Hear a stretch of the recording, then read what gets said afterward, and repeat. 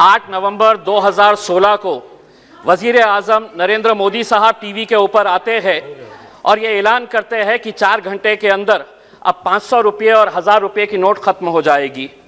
ये इसलिए फैसला नहीं लिया जाता है कि वो अपनी अहमियत जताना चाहते थे या मजाक के तौर के ऊपर ये फैसला लिया गया। उन्होंने उसका रीज़न दिया कि हम ये इसलिए कर रहे हैं कि हमें 3 बातों का हल चाहिए। एक तो ये है कि इसके ज़रिए हम ब्लैक मनी हासिल करेंगे।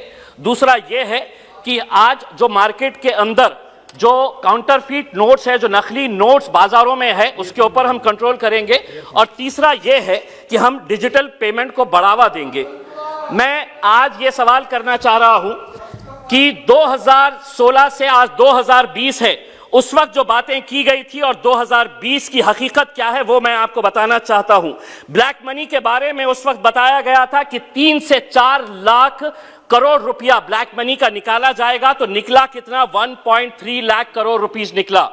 जो काउंटरफीट नोट्स 2016 के अंदर जब ये डिमोनेटाइजेशन किया गया तो उस वक्त 6.32 लाख पीसेस नोट्स जो थे, जो काउंटरफीट नोट्स थे, वो मिले थे।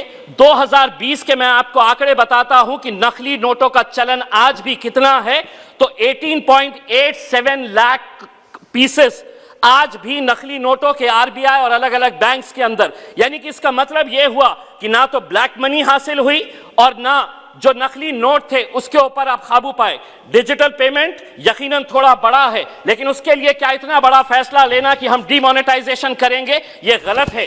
मैं समझता हूं कि उस वक्त जब ये फैसला लिया गया था तो इस सदन के अंदर बैठे हुए जितने भी लोग थे बड़े जोरदार तरीके से तालियां बजाए थे। आज मैं ये पूछना चाहता हूं कि क्या आप में इतनी हिम्मत है कि अपने सरकार और अपने वजीर आजम से पूछे कि आपने 2016 के अंदर हमको लाइनों के अंदर खड़े किया था और ये बताया था कि इससे ये हासिल होगा, लेकिन ये हासिल नहीं हुआ। ये बजट के भाषण का हिस्सा नहीं बनेगा। इसलिए नहीं बनेगा क्योंकि उस वक्त आपने गलत लोगों को गुमराह किया था। मैं अध्यक्ष महोदय आपसे एक बात करना चाहता हूं। मैं ये सवाल भारतीय जनता पार्टी से नहीं करना चाहता हूं क्योंकि माइनॉरिटीज का इनसे कोई लेना देना नहीं है, लेकिन the so called secular parties जिनके बीच में मैं यहां पर बैठा हूं, माइनॉरिटी के बजट के अंदर 1024 करोड़ रुपए की कटौती की गई है। क्या वजह है कि यह मुद्दा सिर्फ इम्तियाज जलील उठाएगा?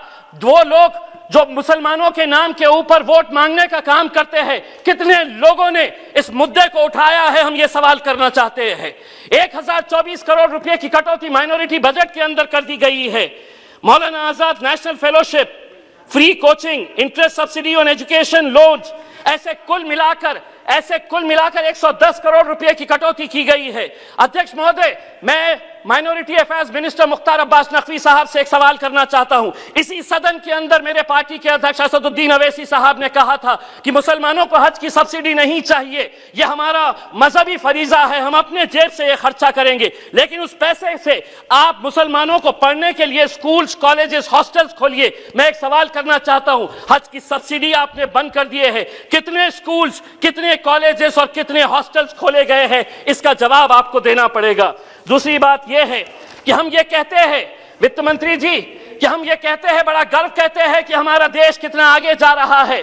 पेट्रोल और डीजल के मामले में हम किसके साथ मुकाबला कर रहे हैं? हमारे से आगे कौन कौन देश है साउथ ईस्ट एशिया के अंदर, जिसमें नेपाल है, भूटान है, जिसमें मलेशिया है और जिसमें पाकिस्तान है।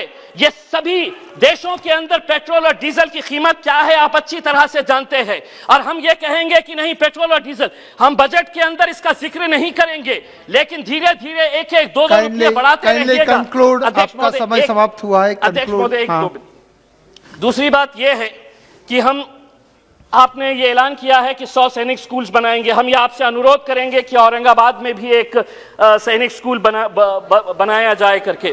दूसरी बात यह है कि आप बैंक्स बेच रहे, आप एयर इंडिया बेच रहे, आप हर चीज बेच रहे, लेकिन आप बैंक्स अगर बेच रहे हैं तो मैं आपसे कुछ सवाल करना चाहता हूं। ये आरटीआई के अंदर आरबीआई के जरिए ये सवाल का जवाब मिला है कि पिछले कुछ सालों के अंदर 50 विलफुल डिफॉल्टर्स जो बड़े बड़े धन्ना सेठ है, जिसके बारे में अध्यक्ष महोदय सिर्फ एक मिनट, तो उसके लिए 68,600 करोड़ का राइट ऑफ किया गया है। एक पुणे में आरटीआई एक्टिविस्ट है विवेक वेलनकर, इसने 12 पीएसबी बैंक्स जो है पब्लिक सेक्टर बैंक्स, इसका सर्वे किया, पूरे आरटीआई से डॉक्यूमेंट्स निकाले हैं और उसके अंदर यह पता चला है आपकी दौरे हुकूमत के अंदर पिछले 8 सालों के अंदर, सर बस एक मिनट, पिछले 8 सालों के अंदर 6.32 लाख करोड़ रुपए लोन राइट ऑफ किया गया है। अब आप जवाब देते वक्त ये कहेंगे कि राइट ऑफ का मतलब ये नहीं है ये पैसा नहीं लिए, लेकिन सिर्फ महज 7%।